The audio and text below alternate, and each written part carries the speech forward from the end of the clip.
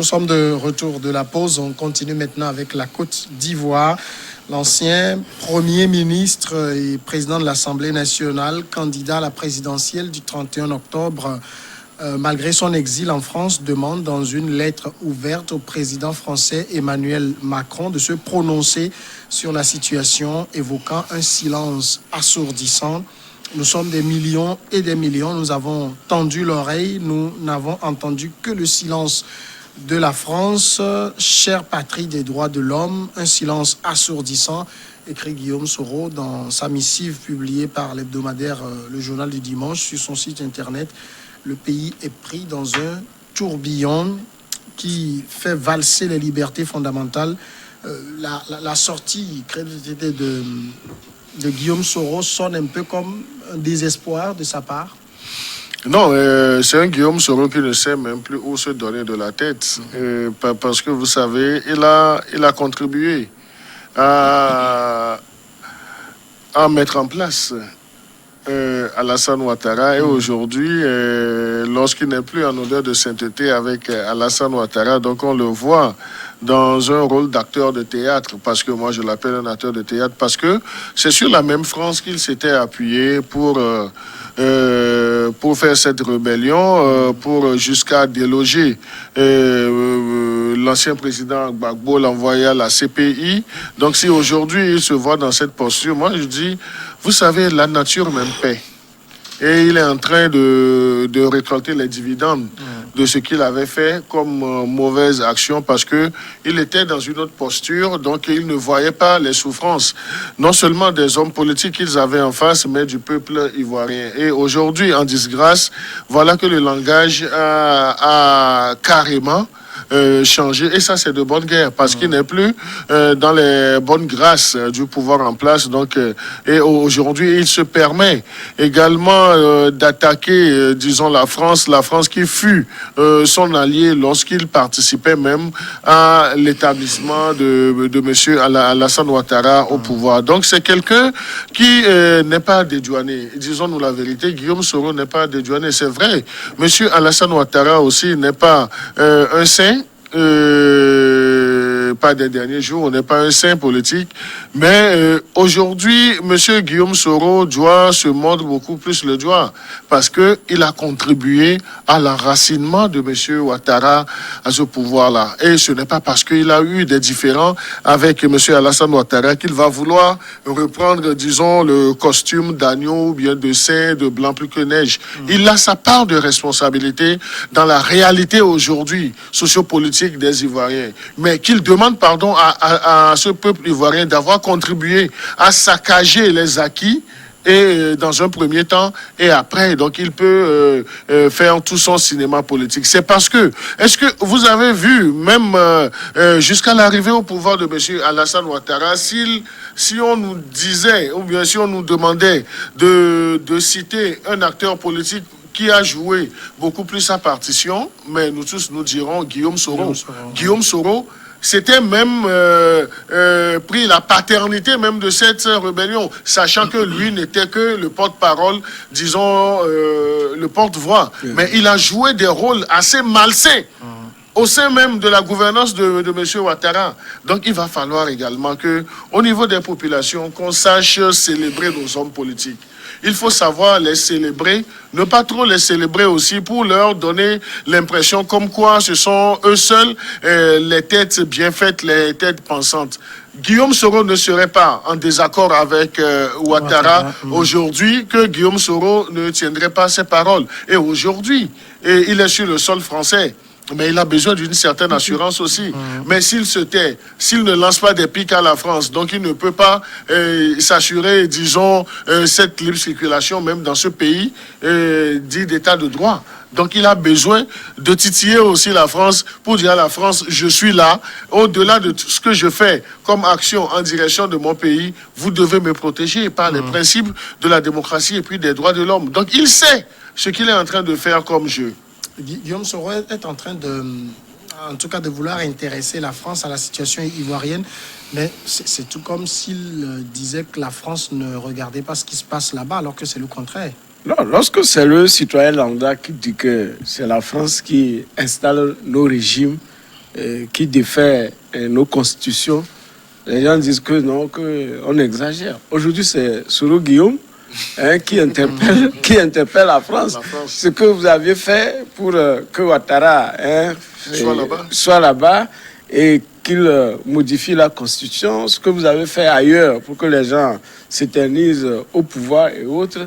Mais la France, mais aujourd'hui, c'est moi qui suis victime de cet état de choses. Donc, ça prouve que tout ce que nous disons, tout ce qu'on dit en parlant de la France, et les gens disent les sentiments anti-français, c'est tout à fait légitime lorsque on se sent triché par quelqu'un, qu'on soit courageux de le prononcer et de le dire ouvertement. Et Credo l'a dit tout à l'heure, il est en France. Il est en France et peut-être que pour le moment, on ne lui a pas encore imposé le silence parce que ça aussi, ça fait partie de la différence. Si vous voulez rester chez nous, évitez de nous critiquer, de parler de nous. Et il a besoin d'être en sécurité.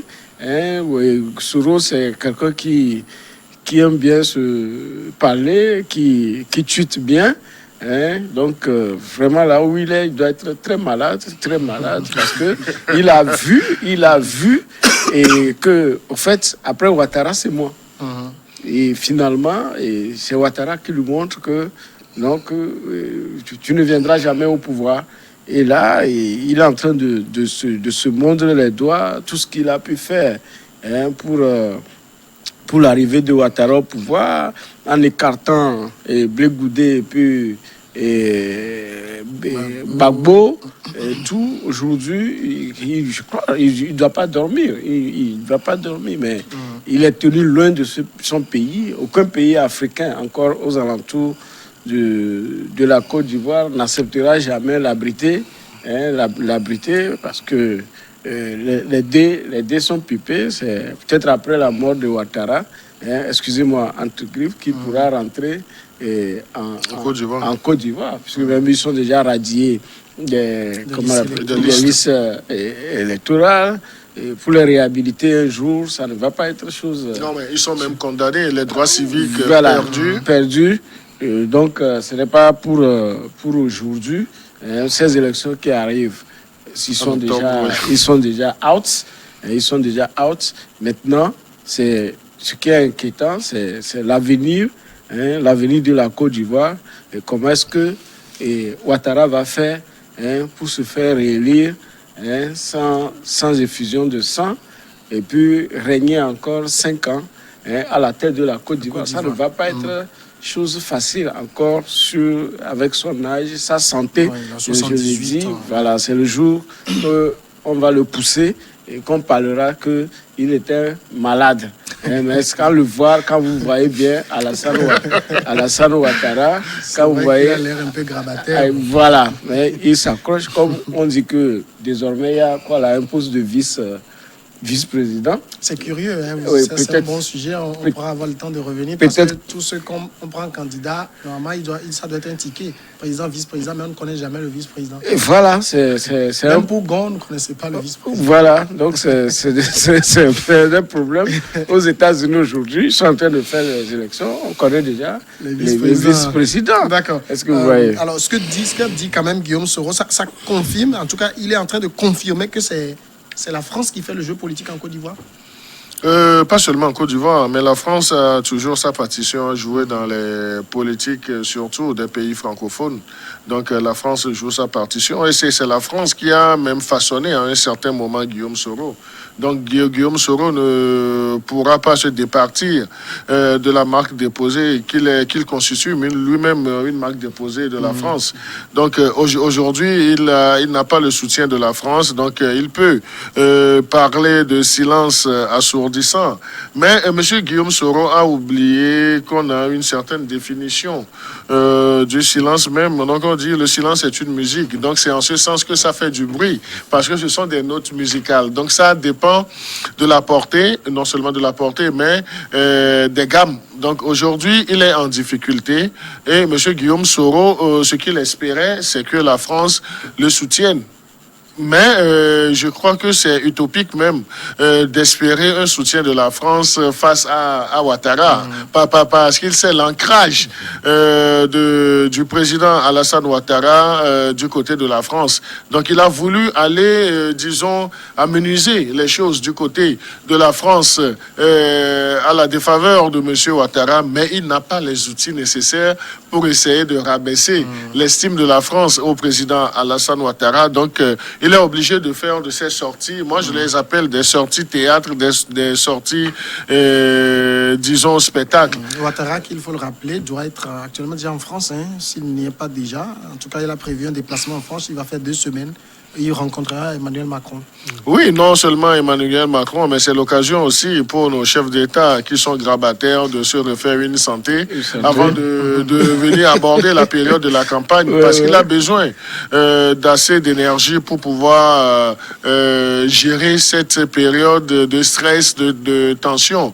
Donc il est parti voir également aiguiser ses réseaux. Et vous savez, pour les pays qui ont le soutien de la France à un certain moment, il faut aller revoir, recharger, disons, la batterie avant les échéances même. Donc, ce n'est pas un voyage assez gratuit pour M. Ouattara de se retrouver du côté de la métropole, mais il a des cartes à jouer là-bas. Et les cartes là, donc, c'est aller rassurer encore cette vieille puissance coloniale pour dire que aujourd'hui, nous sommes à tel niveau de nos rapports, de notre coopération, mais voilà les enjeux qui sont devant nous. Si nous avons toujours, nous contrôlons toujours la barque, donc on peut faire mieux que ça.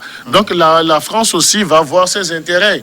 Disons-nous, chaque pays ou bien chaque puissance évalue toujours les intérêts, les forces et les faiblesses des puissances ou bien de ceux qui sont en face. Donc c'est en fonction de cela que le jeu est clair, que les stratégies ou bien que les mobiles même sont clairement déterminés. Donc Guillaume Soro aujourd'hui, parlant de silence assourdissant, donc c'est que lui-même il sait que dans ce silence de la France là, ça sonne grave pour lui.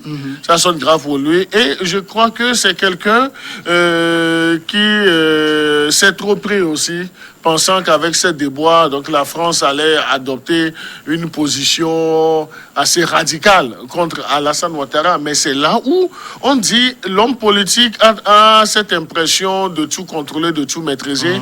Mais l'homme politique est souvent aussi le naïf.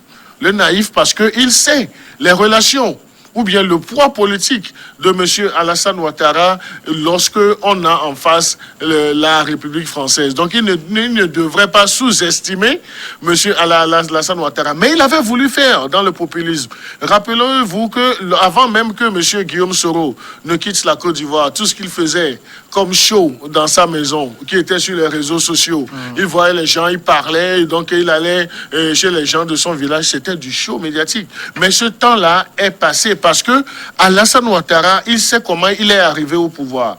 Et il sait comment il a consolidé son pouvoir. Et ce ne sont pas les cinémas politiques, les shows politiques qui vont émouvoir un certain Alassane Ouattara parce que le gars sait qu'il doit aller quelque part. Et là aussi, là où les hommes politiques feignant d'être plus futés ne le sont pas finalement, il va voir que même le choix qui a abouti sur la personne de feu Gon Coulibaly, comment est-ce que le choix là s'était opéré? C'était dans une indifférence ou bien dans une dissension même au sein du parti de M. Ouattara. Mais comment est-ce que M. Ouattara, qui sortait de ce choix porté sur feu Gon, était disons, affaibli, un temps soit peu. Mais ça n'a pas fait une semaine. Il a remonté la barre. Il a remonté là-bas. Et lorsque M. Gon Coulibaly est décédé, on a vu comment il a joué aussi au cinéma politique et rapidement, le gars s'est repositionné. Et vous aurez vu que lorsque, je ne sais pas si vous avez fait cette analyse, lorsque le choix s'était porté sur Gon Coulibaly, tous les remue-ménages qu'il avait eu au sein de son parti.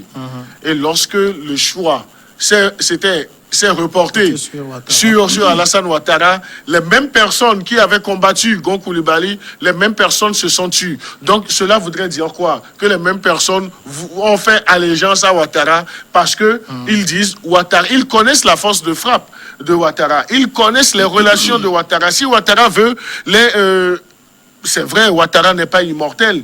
Ouattara quittera la chaire présidentielle un jour, mais aujourd'hui, c'est lui qui a la force. Il peut faire, il peut défaire. Et Ouattara est un type politique, est un monsieur politique qui n'a pas pitié. Lorsqu'il faut te broyer, il va te broyer politiquement. Est-ce qu'à travers cette sortie, Guillaume Soro montre aussi qu'il se sent lâché par la France, justement?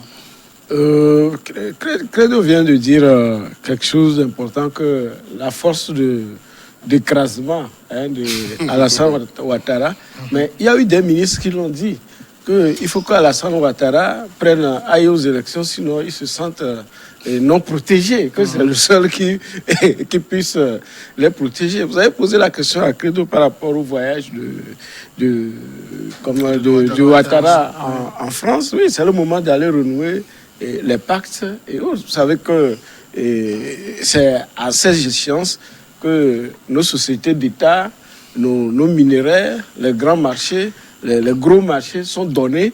Aux industries. Voilà, aux industries. Vous vous souvenez qu'ici au Togo, en 2010, on a dû renvoyer du Puy-du-Buis de SE2M pour ramener Bolloré, qui était un proche comment vous l'appelez, de Sarkozy.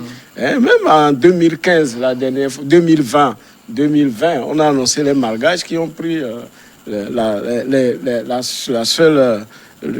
société télécom qui nous restait comme une fierté, des malgaches, mais plutôt des Français. Donc Ouattara va aller, va en France pour aller voir ce qu'il va encore donner à la France pour la croissance de la France au détriment de son pays, la Côte d'Ivoire. Parce que mais ce jeu, Guillaume Soro, qui a été dans les plus hautes sphères de gouvernance, doit le connaître.